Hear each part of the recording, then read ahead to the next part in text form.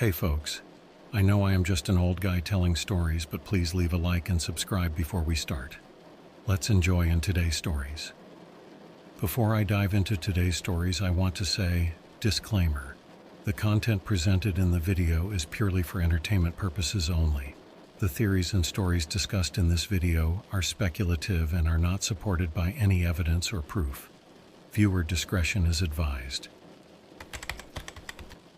Okay, I know this is going to sound ridiculous, but hear me out. This isn't one of those my cousin's best friend's uncle kind of stories. This actually happened to me, and I swear I'm still trying to wrap my head around it. I'm posting this here because I feel like I need to tell someone, but I don't want it tied to my name, so burner account. Anyway, here goes. It started about 2 months ago when my girlfriend Emma and I decided we needed a break from the noise of city life. We live in Chicago, and while I love the energy of the city, sometimes you just need to breathe air that doesn't smell like exhaust fumes and hot dogs. So we thought we'd rent a cabin somewhere remote, spend a few days in nature and just unplug. No work emails, no Instagram, no YouTube rabbit holes.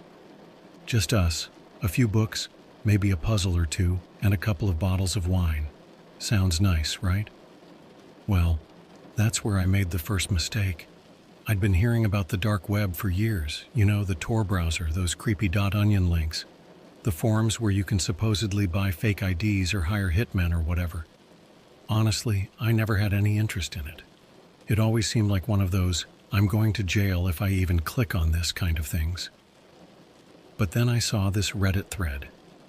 It was one of those AMA posts, and the guy claimed to be a former dark web admin. People were asking all sorts of questions about the illegal stuff, but someone asked if there was anything normal on the dark web, and the guy said yes. He said people sell weird antiques, rare books, even rental properties. Like cabins and cottages so remote they're not even listed on Google Maps. Now I know what you're thinking. Why not just go to Airbnb like a normal person? And you're right.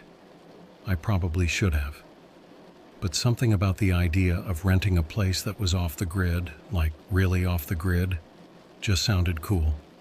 Plus, everything on Airbnb was either booked or ridiculously overpriced. I figured if I could find some quirky little place for cheap, why not? So I downloaded the Tor browser. It's easier than you think, by the way. You just download it, open it, and suddenly you're in this whole other version of the internet. I used DuckDuckGo to search for vacation rentals, and after clicking through a bunch of dead links and sketchy forums, I finally found this site. It didn't have a real name, just a string of random letters and numbers followed by .onion. But the design was surprisingly clean. It had categories like beach houses, mountain cabins, desert retreats. I clicked on cabins and started scrolling. Most of the listings were super vague. Just a picture of a cabin, sometimes clearly taken from Google Images, and a description like, secluded location, great for nature lovers. But then I saw one that caught my eye. The photo was grainy and kind of crooked, but it looked legit.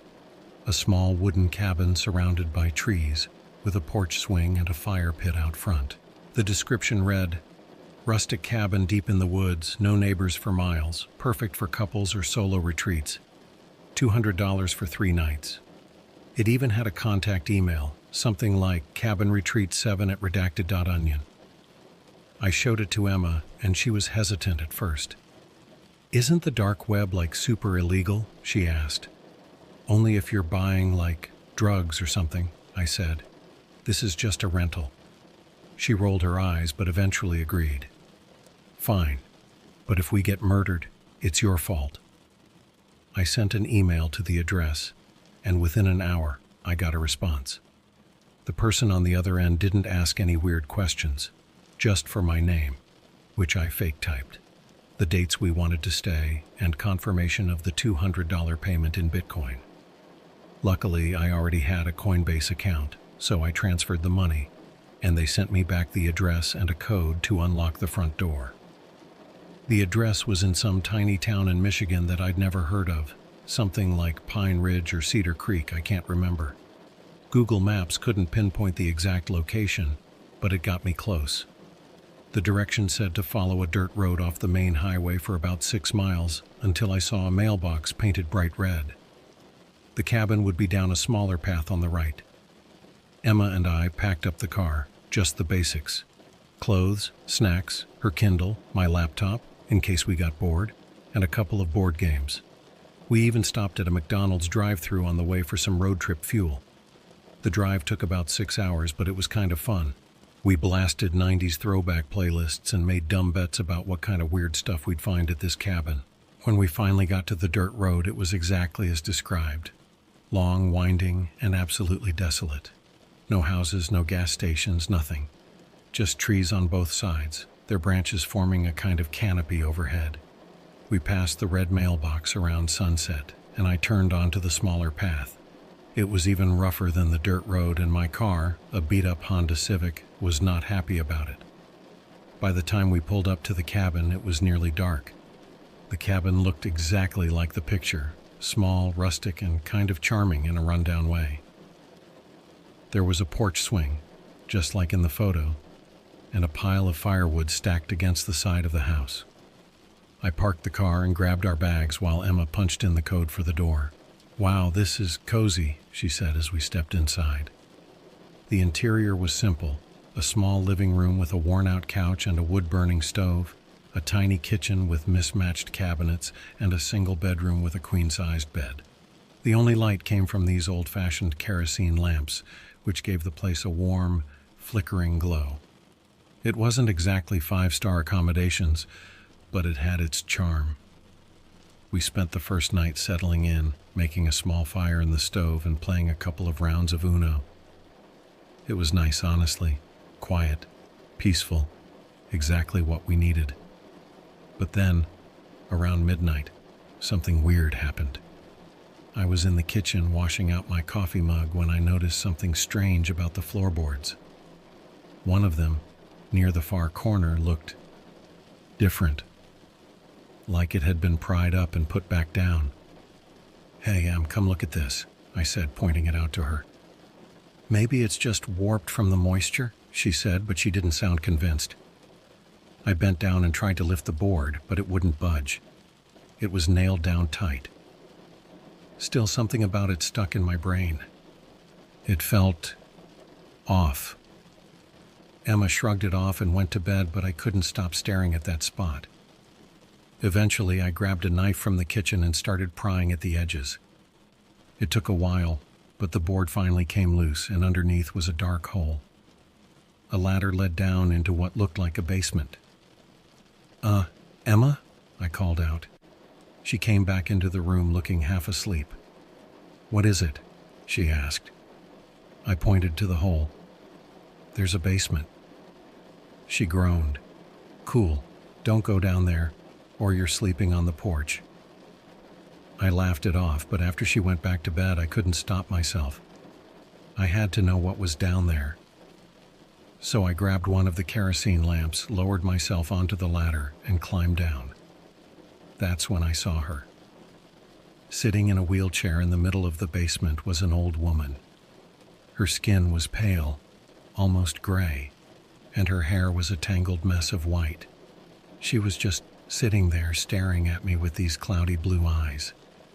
And when she finally spoke, her voice was low and raspy, like it hadn't been used in years.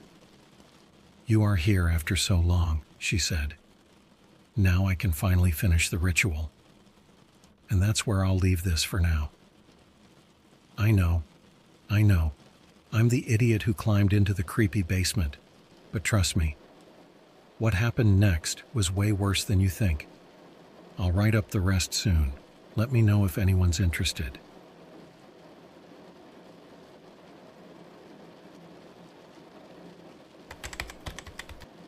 Okay, so I've spent the last few hours trying to make sense of what happened that night. Writing this out feels like the only way to organize my thoughts, because, honestly, I still don't know how to explain it. I'm not claiming this was supernatural or whatever, but it was not normal. Let me just get into it. So there I was, standing in the middle of this damp, musty basement, holding a kerosene lamp, staring at an old woman in a wheelchair. She was sitting in the center of the room, her frail hands resting on her lap, her back hunched. The air down there was heavy, like that stagnant smell you get in places that haven't been touched in decades. And then she spoke again. "You are here after so long," she said, her voice still rasping but a little steadier now. "Now I can finally finish the ritual." I froze. It felt like my brain just short-circuited. I couldn't even begin to process what she was saying because I was still stuck on the fact that she looked like my grandma. And not just vaguely, she looked exactly like her. Same frail frame, same sharp cheekbones, same pale blue eyes. The thing is, my grandma passed away 4 years ago, or at least that's what I'd been told. I backed up instinctively, gripping the edge of the ladder behind me. "What? What are you talking about?" I asked. My voice cracked, but I didn't care. "Who are you?" She tilted her head slightly like she was studying me. "You don't recognize me?" she asked, almost with a hint of amusement. Then she smiled, and that was when my stomach dropped. Because it wasn't just any smile. It was her smile, my grandma's smile. The one I'd seen 1,000 times growing up. But how? How could she be here? I'd been to her funeral. I'd seen the casket. I remember sitting in the front row with my mom, watching as they lowered her into the ground. It didn't make sense. I don't understand," I stammered. "This can't be real. You're not real." She laughed softly at that, a dry, wheezing sound that echoed off the stone walls. "You've grown up so much," she said. "I wasn't sure you'd come back, but now that you're here, we can finally do what we were meant to do." I glanced around the basement, trying to get a sense of my surroundings. The walls were made of old stone, and there was barely any furniture, just a few dusty crates and a wooden table pushed against one wall. But what really caught my eye was the floor. It wasn't concrete or dirt like you'd expect. It was stone, but not like the walls. The floor was made of these large, flat slabs, and etched into them were these strange symbols. Circles, triangles, lines. None of it made sense to me, but it definitely didn't look like something you'd find in a regular basement. "What do you mean, meant to do?" I asked, my voice shaking. She leaned forward slightly in her wheelchair, her pale eyes locking onto mine. "The ritual," she said, as if it was the most obvious thing in the world. "The one your family started long before you were born, the one I've been waiting to finish." I don't know why, but the way she said "your family" hit me like a ton of bricks. I started thinking about my mom, my uncles, all the weird little stories I'd heard growing up about our family history. My grandma used to tell me these old legends when I was a kid, about curses and secret traditions and ancestors who made deals they couldn't break. I always thought they were just stories, but now... "Look," I said, trying to keep my voice steady. "I don't know what you think is happening here, but I'm leaving. I'm going back upstairs and I'm calling the police or someone." She shook her head slowly. "You can leave," she said, "but you won't get far. This place doesn't work the way you think it does." I didn't wait to find out what she meant. I scrambled back up the ladder, nearly dropping the lamp in the process, and slammed the floorboard back into place. My hands were shaking as I fumbled with the nails, trying to wedge them back in to seal the opening. By the time I was done, Emma was standing in the doorway, rubbing her eyes. "What the hell are you doing?" she asked groggily. There's someone down there," I blurted out. "In the basement." Her expression shifted instantly. "What are you talking about? Who?" "I don't know," I said, my words tumbling out too fast. "There's this old woman, and she's saying all this weird stuff about rituals and..." Emma cut me off with a raised hand. "Okay, stop, just stop. You're not making any sense. Are you sure you didn't just fall asleep and imagine it? Maybe you're sleepwalking or something." "No," I said, louder than I meant to. "I'm serious, Emma. She's down there." Emma sighed, clearly not buying it, but she humored me enough to grab a flashlight and check the basement herself. When she lifted the floorboard and shone the light down, there was nothing. No wheelchair, no symbols on the floor, just an empty, damp basement. I could tell by the look on her face that she thought I was losing it. "See," she said, "there's no one here. You probably just freaked yourself out because this place is old and creepy." "But she was there," I insisted. "I saw her." Emma sighed again and put the floorboard back in place. "It's late. Let's just go to bed and deal with this in the morning, okay?" I didn't have the energy to argue, so I followed her back to the bedroom, but I didn't sleep. I just lay there, staring at the ceiling, trying to make sense of what I'd seen. Was it a hallucination? Some kind of prank? Or was it something worse? The only thing I knew for sure was that I couldn't shake the feeling that I'd just stepped into something way bigger than I could understand.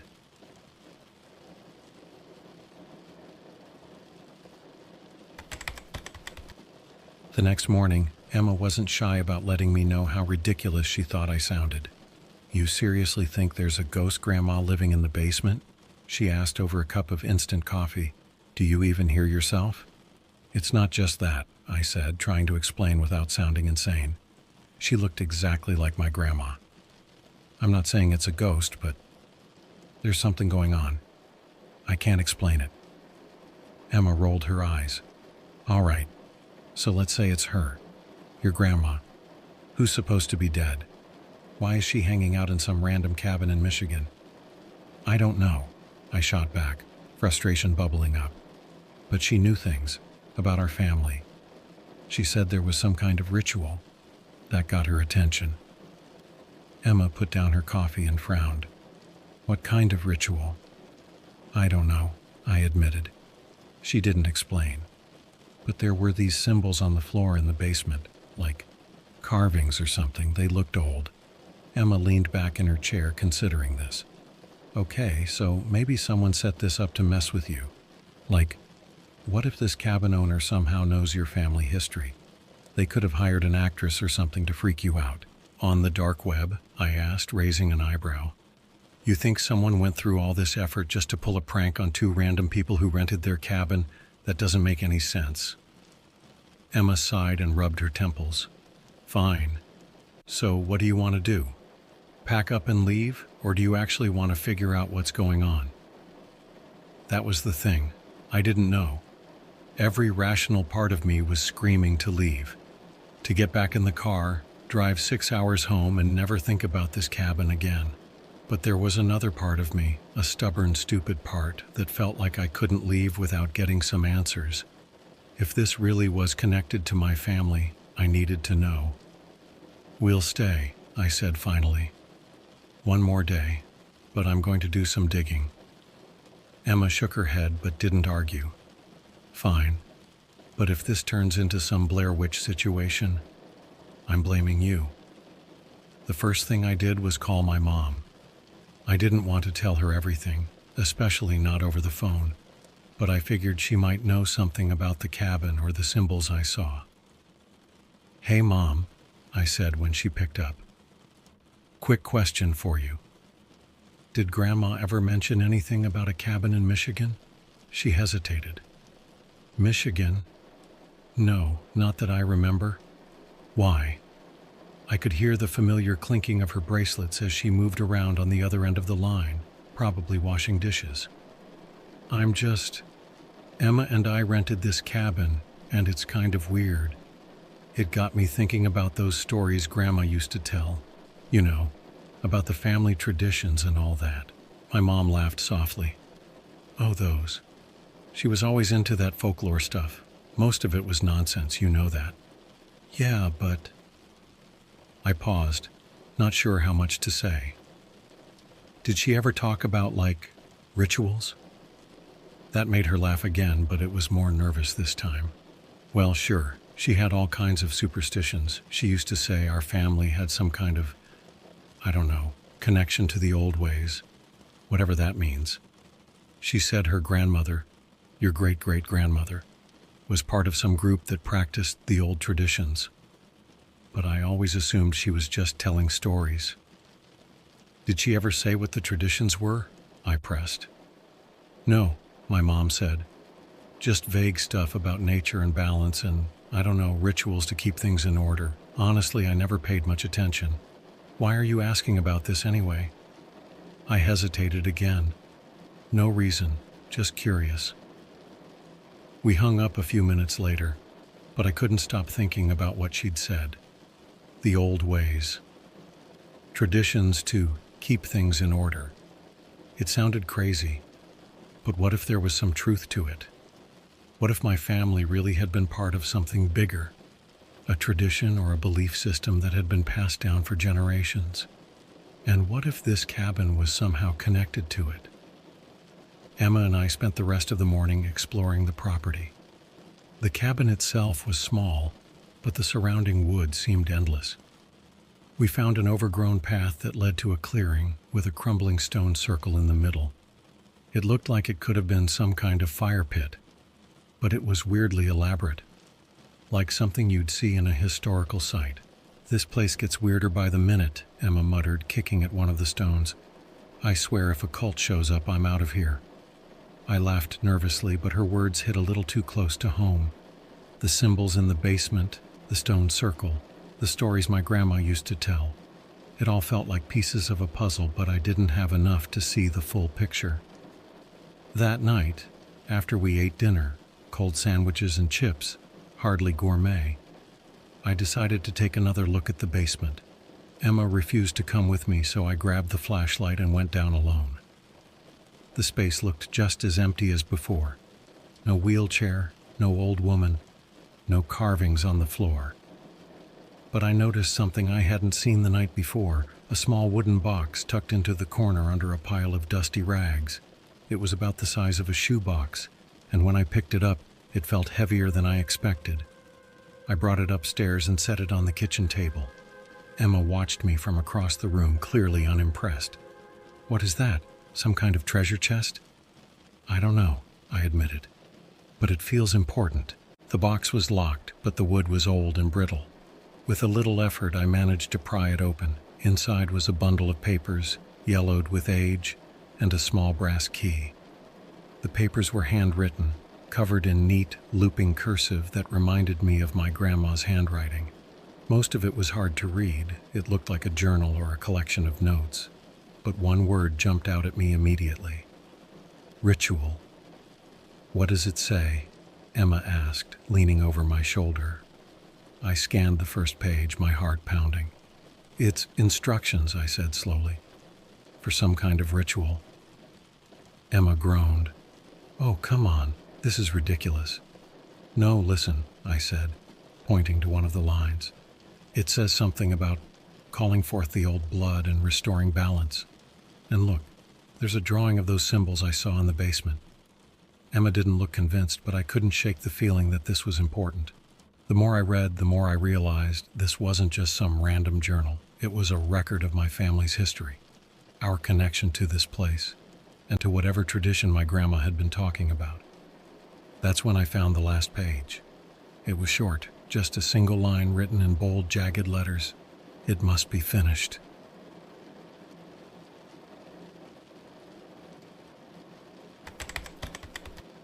I stared at the journal in front of me, my mind racing as I read and reread that final line. It must be finished. "What has to be finished?" I muttered, flipping back through the pages for clues. Emma was pacing behind me, clearly torn between irritation and concern. "Do you seriously think this is real?" she asked. "Like really real?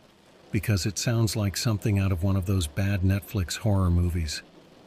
I didn't respond right away. The thing was, I didn't want to believe it either. But the journal, the symbols in the basement, the old woman who looked exactly like my grandma, none of it was normal.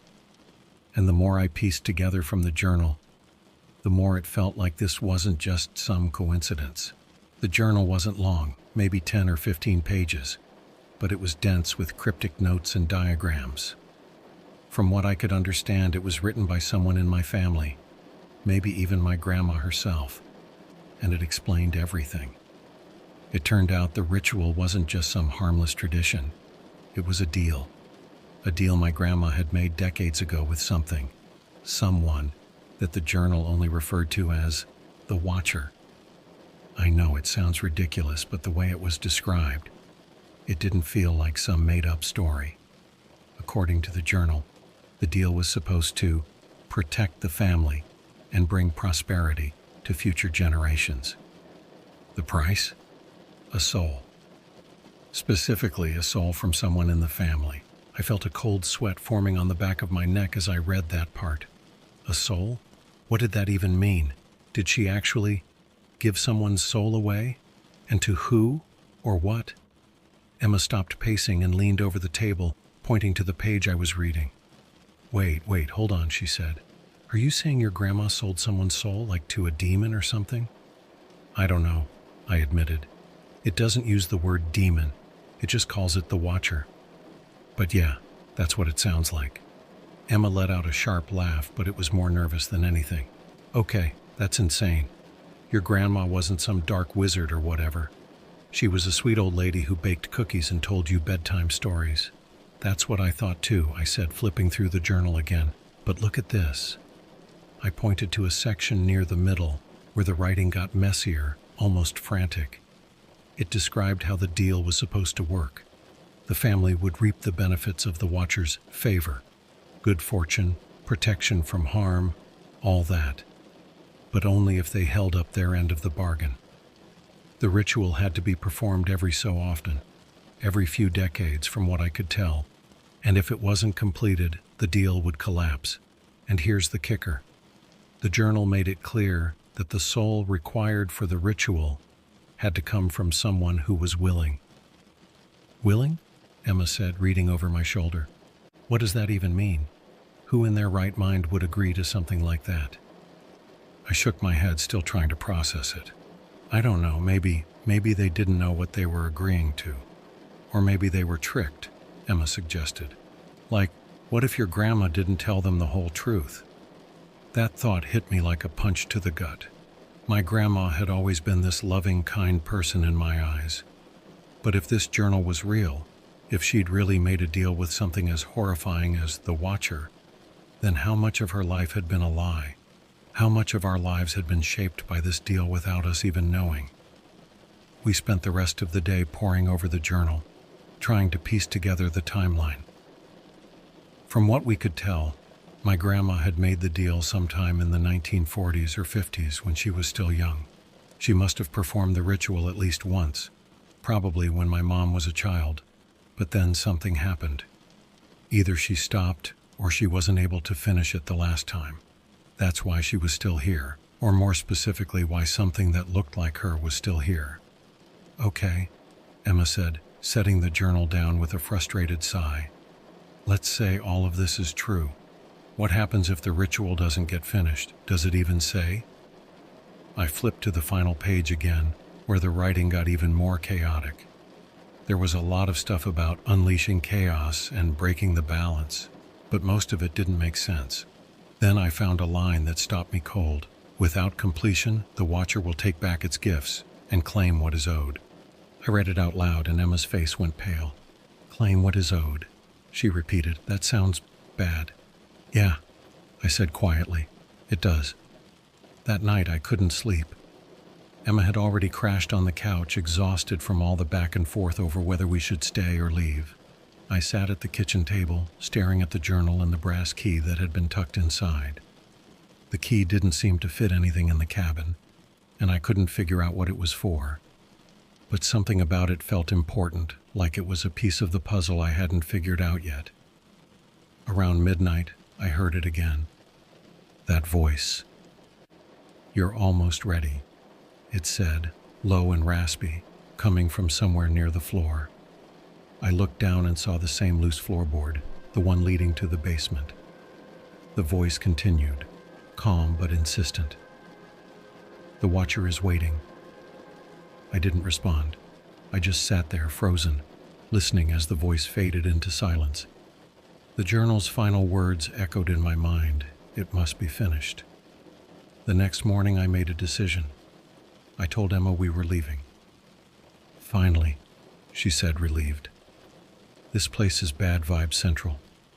Let's get out of here before something even weirder happens. We packed up the car and got ready to head out. But before we left, I grabbed the journal and the key. I don't know why. I just felt like I couldn't leave them behind.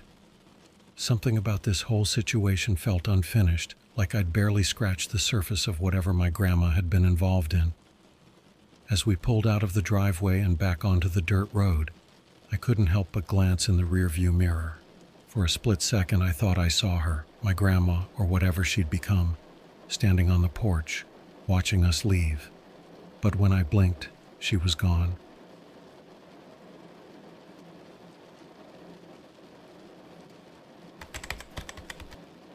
The drive back to Chicago was quiet, too quiet. Emma spent most of the ride scrolling through her phone, pretending to be distracted by Instagram or texting her sister, but I could tell she was just as shaken as I was. I kept both hands on the wheel, eyes on the road, trying not to think about the cabin or my grandma, or that voice I'd heard for the second time last night. But the journal was still sitting on the passenger seat next to Emma's bag, and I couldn't stop glancing at it. We made it back to our apartment in the city by late afternoon. It was surreal, stepping back into the world of honking cars, crowded sidewalks, and the comforting hum of modern life. It felt like we'd been gone for weeks, not just 2 days. But even as I unlocked our front door and set down my bag, I couldn't shake the feeling that something had followed us back. For the next few days, I threw myself into researching everything I could about the Watcher. I didn't want to believe it was real, but the more I dug, the more I found threads that lined up with the journal. Folklore forums, obscure occult blogs, even old academic papers. There were scattered references to a being called the Watcher across multiple cultures and time periods. In every version of the story, the Watcher was described as some kind of ancient entity, neither good nor evil, but bound by its own rules. It would grant favors in exchange for sacrifices, but the deals always came with strings attached. Emma wasn't thrilled about me obsessing over it. "You're just going to drive yourself crazy," she said one night as I sat hunched over my laptop. "Whatever happened at that cabin, we're done with it. We're safe now." "Are we, though?" I asked, glancing over at the journal which I'd left open on the coffee table. "If this is real, if my family really made some kind of deal with this thing, who's to say it's done with us?" Emma didn't have an answer for that. She just grabbed her blanket and went to bed, leaving me alone with my thoughts. The breakthrough came a few days later, when I finally figured out what the brass key was for. I'd been going through my grandma's old things, which my mom had boxed up after she passed. Most of it was just sentimental stuff, photo albums, recipes, little trinkets she'd collected over the years. But then I found an old wooden chest tucked away in the back of a closet. It was locked, and the keyhole was small and rusted, but when I tried the brass key, it fit perfectly. Inside the chest, I found more journals, dozens of them, all filled with the same looping cursive handwriting. Some of the entries dated back to the 1940s, and they told a much darker story about my grandma's life than I'd ever known. She'd made the deal with the Watcher when she was just 18 years old. The entries didn't say exactly why, but it sounded like she'd been desperate, maybe for money, maybe for protection. Whatever the reason, the deal had worked, at least at first. Her life improved, her family prospered, and everything seemed fine. But then the time came for her to hold up her end of the bargain. She'd tried to complete the ritual once in the 1970s, but something had gone wrong. The journal entries from that time were frantic, almost incoherent. She kept writing about how the balance had been disrupted, how she'd failed to finish the ritual, and how the Watcher was waiting for her to fix it. Then, in the final entry, dated just a few weeks before her death, she wrote this: "I've run out of time. I can feel it watching me, waiting. But I can't bring myself to do what must be done. I've cursed this family. I only hope someone will have the courage to finish what I could not." I didn't tell Emma what I found. She was already stressed enough, and I didn't want to drag her any further into this mess. But the weight of what I'd uncovered was impossible to ignore. My grandma had made a deal with something beyond comprehension, and now it was my problem to deal with. I thought about going back to the cabin, about trying to finish the ritual myself. But the journal had been maddeningly vague about what the ritual actually required. The one thing it made clear was that the ritual needed a willing soul, and that thought terrified me more than anything else. How could anyone willingly give up their soul? What kind of person would agree to something like that? And then it hit me. The soul didn't have to be someone else's. It could be mine. That night, I couldn't sleep. The thought kept circling in my mind. If my grandma had made this deal to protect our family, didn't I have a responsibility to fix it? Wasn't it my duty to finish what she couldn't? But then another thought crept in, just as unsettling. What if I refused? What if I ignored the watcher, ignored the ritual, and just lived my life? Would it come for me? For Emma? For my future children? By sunrise, I'd made my decision. I haven't gone back to the cabin yet. Honestly, I don't know if I ever will. Part of me thinks I should just burn the journal, toss the key, and pretend none of this ever happened. But another part of me knows that's not how this works. The Watcher doesn't forget. It doesn't forgive. So for now, I'm stuck in this limbo, waiting for the courage or the desperation to make my next move. And if I do decide to go back, to finish what my grandma started, well, let's just hope I'm the only one who has to pay the price.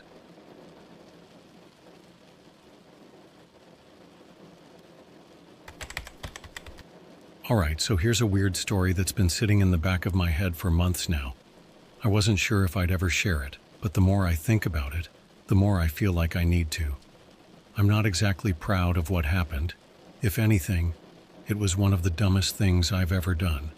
But hey, hindsight is 20/20, right? Anyway, I figure if you're reading this, maybe it'll save you from making the same mistake I did. I guess I should start by saying, I've always been one of those people who's a little too curious for my own good. You know the type. Late night Reddit scrolling, rabbit holes on YouTube, random deep dives into things I probably have no business researching. It's not like I'm into anything illegal or weird. I just like knowing stuff. So naturally, when I first heard about the dark web, I had to check it out. Before you freak out, I didn't dive in headfirst or anything. I did my research.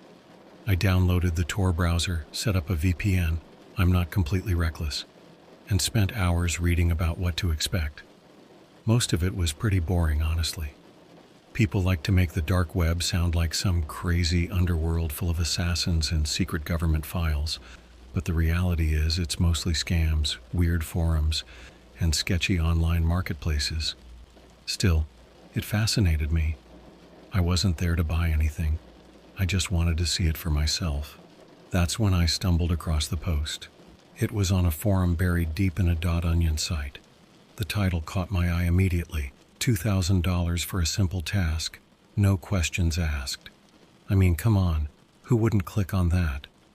The post itself was pretty short. It basically said, if you're good at solving Rubik's Cubes and want to make some easy money, DM me for details. There was an email address too, one of those temporary encrypted ones, and that was it. Now here's the thing. I am good at solving Rubik's Cubes, like freakishly good. I got into it in high school after watching some guy on YouTube solve one in under 10 seconds, and I guess it just clicked for me. My record's 7.4 seconds, which I know isn't world class or anything, but it's fast enough that people are always impressed when I pull it out at parties. So when I saw the post, my first thought was, well, that's the easiest $2,000 I'll ever make. I probably should have stopped to think about why someone would pay that much for something so random. But the thing is, $2,000 is a lot of money, especially when you're broke. I'm 24, still living in my tiny studio apartment in Milwaukee, working at a Domino's to barely scrape by. That money could cover my rent for 2 months, maybe even 3 if I budgeted right. So, yeah, I emailed the guy.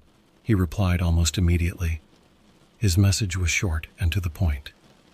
Thanks for reaching out. If you're serious about this, I'll send you a cube and some instructions. Complete the task, send proof, and the money is yours. Address? I hesitated for a second because, stranger danger and all that. But I figured if things got sketchy, I could always block him and move on. Plus, it's not like my address was hard to find anyway. I gave it to him, and 2 days later, a package showed up at my door. It was a small cardboard box about the size of a shoebox with no return address. Inside was a brand new Rubik's Cube, still in the plastic, and a single sheet of paper. The instructions were typed out in plain, boring Arial font. Solve the cube on camera. Do not edit the footage. Upload the video to the link below. Wait for payment. The link was one of those random .onion URLs, and there was nothing else on the paper. No explanation, no contact info, nothing. It felt off, I guess. But at the same time, it didn't seem dangerous. It's a Rubik's Cube. What's the worst that could happen? I set up my phone on a tripod, ripped the plastic off the cube, and hit record. I scrambled it for a bit to make sure it was properly mixed up, then got to work. It only took me about 20 seconds. Slower than usual because I was a little nervous, but whatever. I held the finished cube up to the camera, said something like, "Here you go," and ended the video. Uploading it was easy.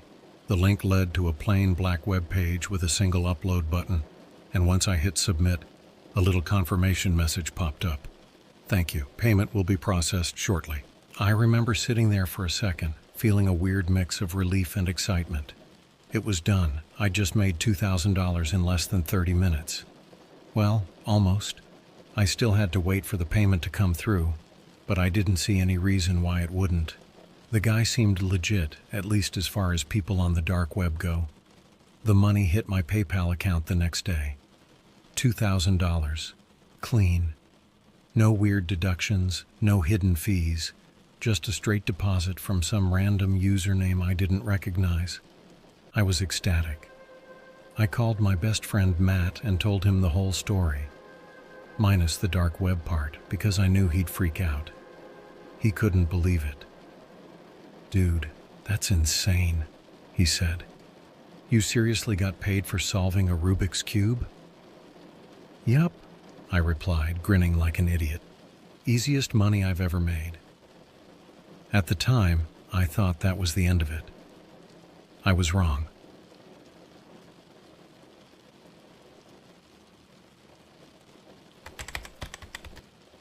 At first, everything seemed fine. The $2,000 stayed in my PayPal account, and I even used some of it to treat myself to a decent dinner, like an actual sit-down meal, not just the usual Domino's or McDonald's drive-thru. Life went on as normal for the next few days. Work was the same. Lots of late-night pizza deliveries to college kids who never tipped. And I was even thinking about splurging on something big, like a new gaming chair or maybe even upgrading my PC. But then, weird things started happening. It was little stuff at first. Stuff I probably wouldn't have even noticed if I weren't already a bit on edge from the whole dark web experience. Like, one day I logged into my email and saw that my inbox was filled with spam. Not just regular spam like sketchy ads or phishing emails, but really bizarre, nonsensical stuff. Messages with subject lines like, "Your solution has been received," or "Upload confirmed," with random strings of numbers and letters in the body. I figured it was some kind of glitch or maybe even a coincidence.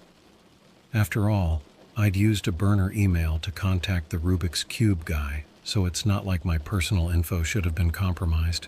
Still, I decided to change a few of my passwords just to be safe. I didn't think much of it after that. Then, 2 days later, Matt called me in the middle of the night. "Hey," he said, his voice sounding way too serious for 2 a.m. "You're not in trouble or anything, right?"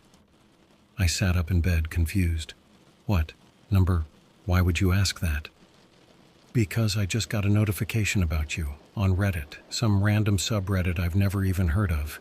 It was tagged with your name, like your actual name." Now before you ask, no, I don't use my real name on Reddit. I'm not an idiot. My username is some stupid handle I came up with in high school, and it's completely unconnected to my real identity. So hearing that my name, my actual full name, was showing up on some random forum, that was unsettling, to say the least. "What did it say?" I asked. I don't know, man. I didn't click on it. The whole thing seemed sketchy, and I didn't want to mess with it. I just wanted to let you know. I thanked him and hung up, but I couldn't shake the feeling that something was seriously wrong. I mean, how could my name be on Reddit if I'd never used it there? I tried to go back to sleep, but my brain wouldn't let it go. After tossing and turning for what felt like forever, I finally grabbed my laptop and decided to check it out myself. It didn't take long to find the post. Matt was right. It was buried in some obscure subreddit I'd never even heard of. Something like R Obscure Mysteries or R Weird Events. The title was vague. Have you seen this person?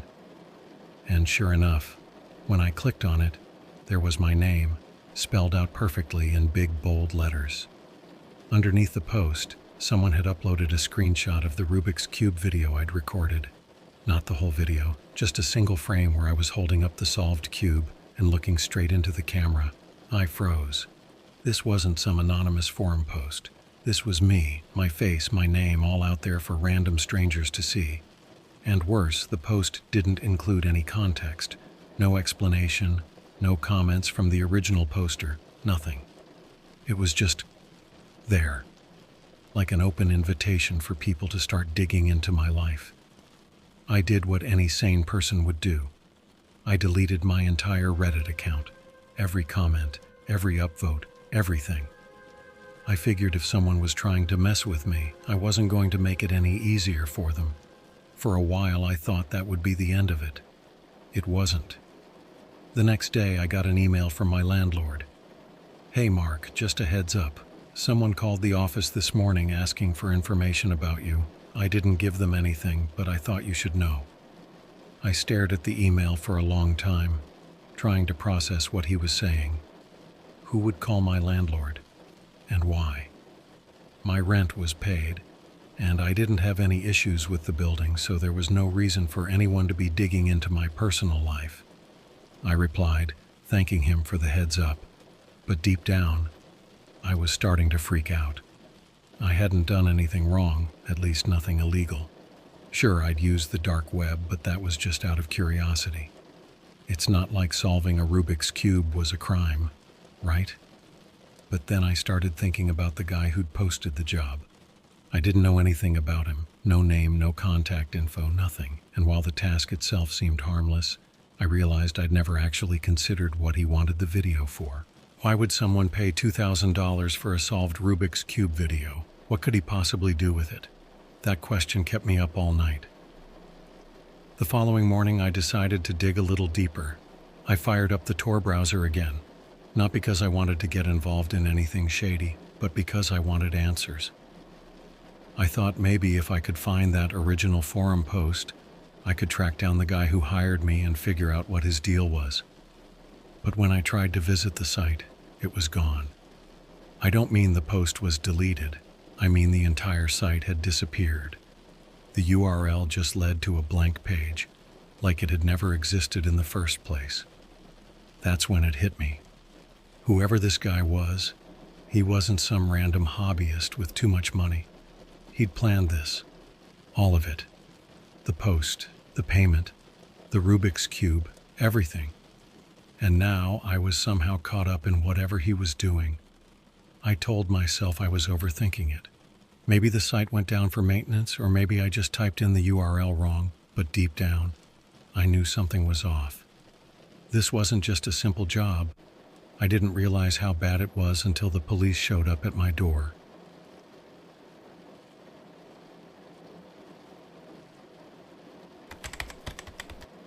When the knock came, it wasn't dramatic. No loud banging or frantic shouts, just a firm, steady knock, knock, knock. I was in the middle of reheating some leftover Dominoes, half paying attention to a Twitch stream on my phone, when I heard it.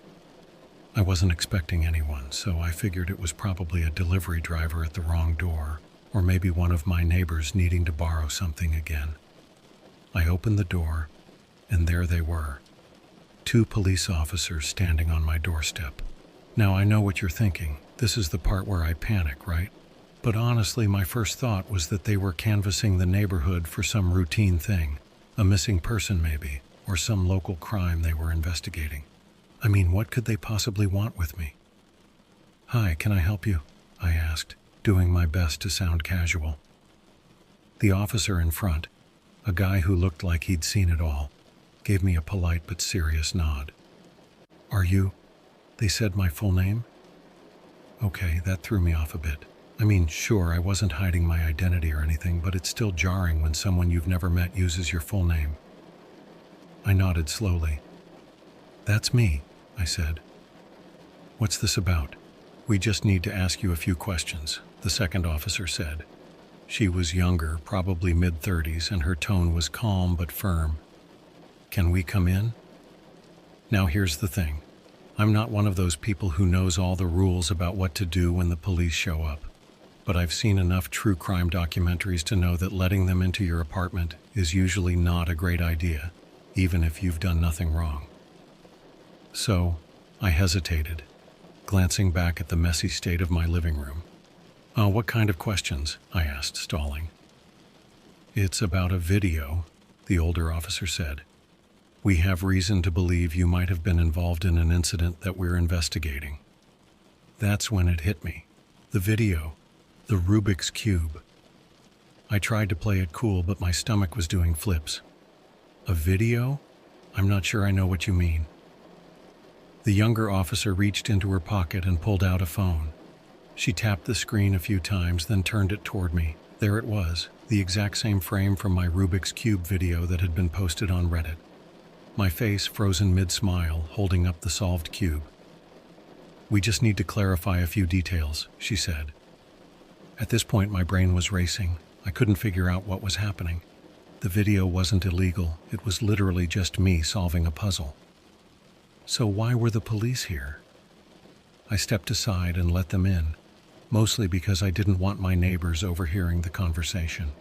The last thing I needed was Karen from 3B spreading rumors about me running some underground Rubik's Cube racket. They sat down on my couch while I stood awkwardly near the kitchen, fidgeting with the hem of my hoodie. "So," I started, "what's this all about?" "I mean, I know the video you're talking about, but I'm not sure why it's relevant." The older officer leaned forward, resting his elbows on his knees. "The video was uploaded to a server that we've been monitoring as part of an ongoing investigation. It was flagged because it matched certain criteria we've been tracking." "What kind of criteria?" I asked, feeling a cold knot forming in my chest. "I'm afraid we can't disclose that," the younger officer said. "But we do need to know. Who asked you to make the video?" This was the moment I'd been dreading. I couldn't exactly lie. I'd left a digital paper trail, and if they really wanted to, they could probably trace my burner email and figure out where I'd found the job. So I decided to come clean.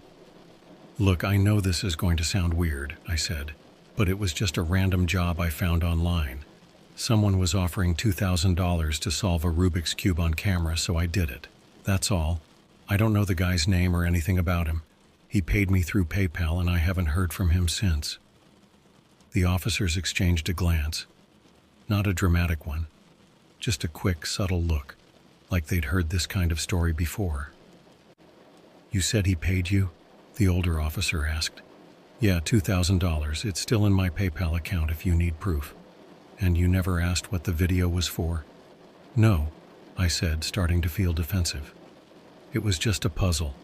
I figured maybe he was some kind of collector or had a YouTube channel or something. I didn't think it was a big deal." The younger officer nodded, jotting something down in a small notebook. "Do you still have the packaging the cube came in?" I froze. The box. It was still sitting in my closet, buried under a pile of old jackets. I hadn't thought about it since the day it arrived. "Yeah, I think so," I said. "Why? What's going on?" The older officer stood up, his expression unreadable. "If you don't mind, we'd like to take it with us. It might help us with the investigation." "Okay," I said, feeling completely out of my depth. "But can you at least tell me what this is about? Am I in trouble?" "You're not under arrest," the younger officer said. "We just need to figure out how you're connected to this." "Connected to what?" They weren't giving me any answers, and the more they talked, the more it felt like I'd been dragged into something way bigger than a simple Rubik's Cube video. I retrieved the box from my closet and handed it over. They thanked me, gave me their contact info, and left without explaining anything else. I stood there for a long time after they were gone, staring at the empty spot on my couch where they'd been sitting. Whatever was happening, it wasn't over. And I had a sinking feeling that I was only starting to understand how deep I was in.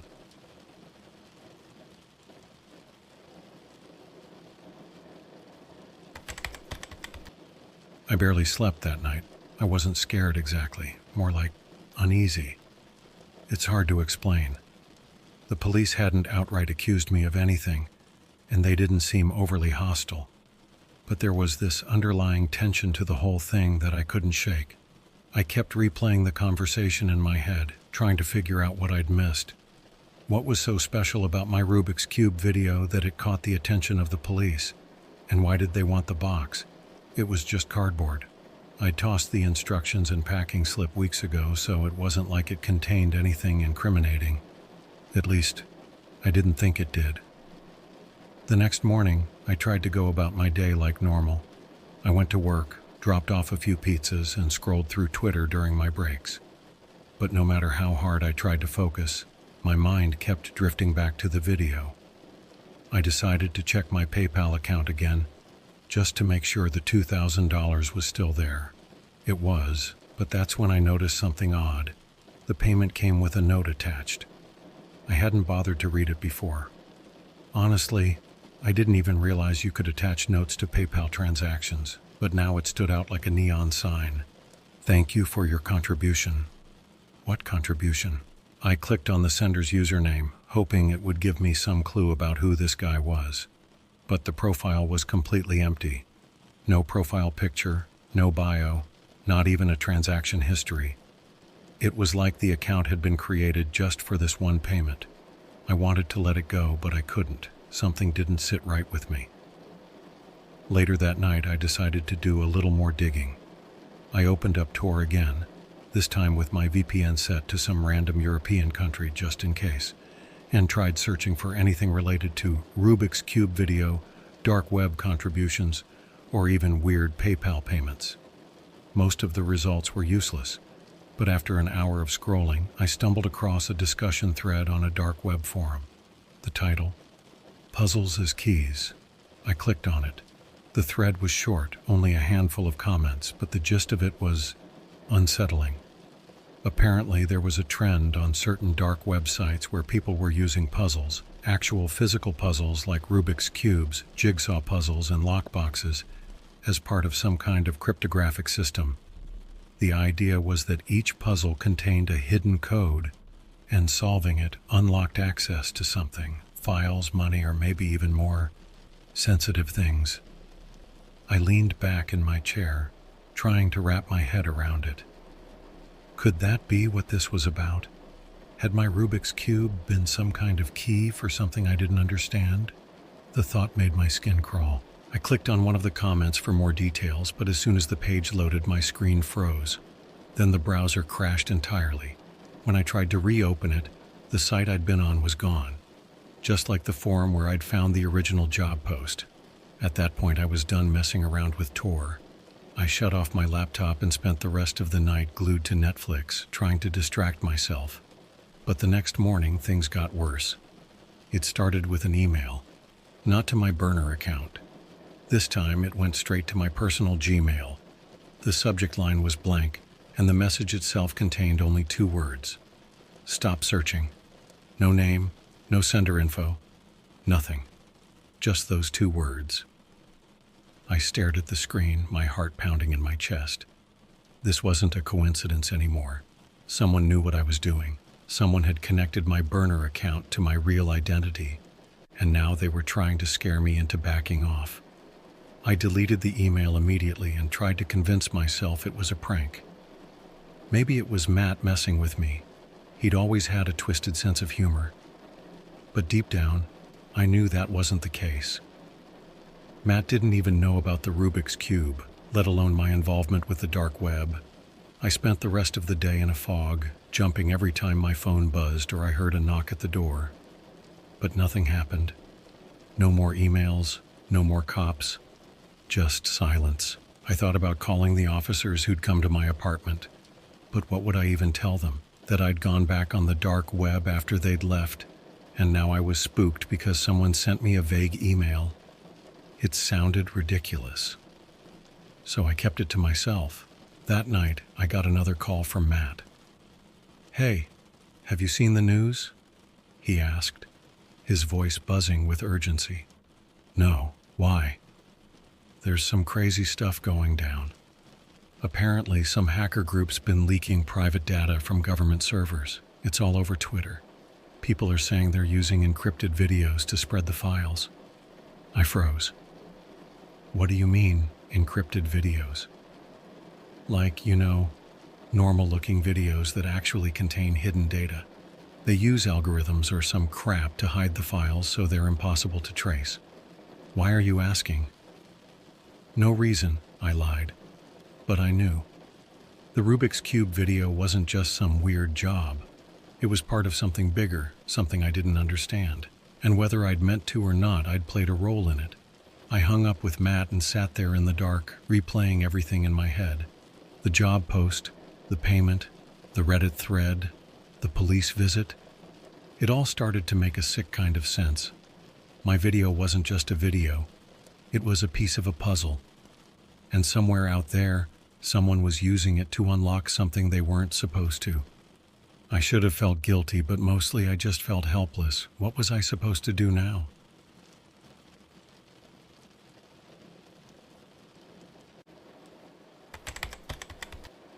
The days after Matt's call were a blur. Every time I tried to focus on something, work, watching TV, even just scrolling through Instagram, I'd catch myself zoning out, replaying every detail of the past couple of weeks. I couldn't shake the feeling that something was coming, that the $2,000 I thought was easy money was about to cost me more than I'd ever imagined. And then it did. It started when I came home from work one afternoon to find a letter taped to my apartment door. It wasn't from my landlord or a delivery service. It was just a plain white envelope with my name written on the front in shaky handwriting. I brought it inside, sat down at my kitchen table, and opened it carefully. Inside was a single sheet of paper folded neatly in thirds. The message was typed, with no signature or logo, just plain text on a blank page. "You've been identified as a person of interest in an active federal investigation. We strongly recommend that you contact legal counsel immediately. Further inquiries will be made at your residence." I read it 3 times, trying to make sense of it. Was this some kind of prank? A scam? But it didn't feel like a joke. The phrasing was cold and formal, and the fact that it was delivered directly to my door, no email, no phone call, no official visit, made it feel deliberate. I flipped the paper over, searching for anything else, but it was blank. Just that one message, vague and threatening, like it had been designed to make me spiral. And it worked. I spent the next few hours glued to my laptop, trying to figure out what was going on. I scoured news articles, Reddit threads, anything I could find about the federal investigation Matt had mentioned. The hacker group was still in the headlines, but none of the reports mentioned Rubik's Cubes, encrypted videos, or anything even remotely related to me. I thought about calling the police officers who'd taken the box from my apartment, but I hesitated. What if I was already on their radar? What if calling them made me look guilty, even though I had no idea what was going on? By the time I went to bed, I'd worked myself into a full-blown panic. I didn't know who to trust, what to do, or how to prove I wasn't involved in whatever this was. The next morning, my nightmare officially became real. I was halfway through my morning shift at Domino's when 2 plainclothes agents walked into the store. They didn't make a scene or anything. They just asked my manager if they could speak to me in private. I could feel every pair of eyes in the kitchen on me as I followed them outside. My heart pounding so hard I thought I might pass out. They didn't cuff me or haul me away, which I guess was a small mercy. Instead, they asked me to come down to their office for questioning. They didn't say what it was about, but I didn't need them to. I already knew. The questioning lasted hours. They asked me about the Rubik's Cube video, the payment, and the guy who'd hired me. They asked how I'd found the job, whether I'd contacted anyone else, and if I'd made any other videos like it. I answered everything as honestly as I could, but I could tell they didn't believe me. At one point, one of the agents slid a photo across the table. It was a grainy screenshot of my Rubik's Cube video, just like the one that had been posted on Reddit. Only this time there was something else in the frame, something I hadn't noticed before. On the edge of the cube, barely visible, was a tiny sticker. I didn't even remember seeing it when I'd solved the puzzle, but there it was, plain as day. The sticker had a QR code on it. "What is this?" the agent asked. "I don't know," I said truthfully. He raised an eyebrow. "You didn't think it was strange that the cube had a QR code on it?" "I didn't even notice it," I said, my voice shaking. "I thought it was just a normal cube." I swear the agents exchanged a look. They didn't tell me what the QR code led to, but I could tell it wasn't good. One of them mentioned something about sensitive data leaks, and another said something about international ramifications. I had no idea what they were talking about, but I knew I was in deep. By the time they let me go, I felt like I'd aged 10 years. They didn't arrest me. Apparently, they didn't have enough evidence to charge me with anything, but they made it clear that I wasn't off the hook. "You're free to go for now," one of them said as I stood to leave, "but we'll be in touch." I nodded numbly and left the office, my mind racing. That was a month ago. Since then, I haven't heard from the agents, but I can't stop looking over my shoulder. Every time I check my email, I'm half expecting to see another cryptic message. Every time my phone buzzes, I think it's going to be them, telling me to come back in. I still don't know exactly what I got caught up in, but I've pieced together enough to know it's bad. From what I've read online, the QR code on the Rubik's Cube was probably part of some larger scheme, maybe a way to smuggle encrypted data across borders or something. My video was just one piece of the puzzle, and I was the idiot who handed it over without asking questions. The $2,000 is still sitting in my PayPal account. I haven't touched it. I thought about refunding it, but the account it came from is gone, just like the forum where I found the job. For all I know, transferring it back could make things worse. Every now and then, I think about contacting a lawyer or going to the press, but honestly, I don't even know what I'd say. Hi. I accidentally helped a criminal organization because I thought I was getting paid to solve a Rubik's Cube. Yeah, that's a great headline. So for now, I'm laying low. I deleted all my social media, stopped using Tor, and even switched to a new phone just in case. I know it's probably overkill, but after everything that's happened, I'm not taking any chances. If there's one thing I've learned from all this, it's that nothing is ever as simple as it seems.